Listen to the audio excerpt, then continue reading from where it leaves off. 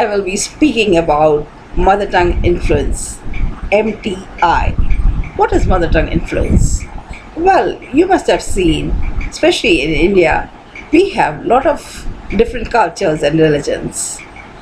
As we come from different backgrounds, it does affect our spoken English.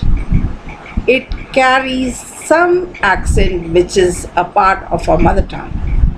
For example, you can make out who is from North India or South India by hearing their English. This can be overcome and we can speak in a neutral accent that can be understood by all, especially the natives. English can help enhance opportunities. It is a must today. It is also considered as status symbol. Whether you want to learn English just as a language or to improve your opportunities, we are with you. Keep following us on this channel, subscribe, press the notification icon for notification of new videos. Thank you.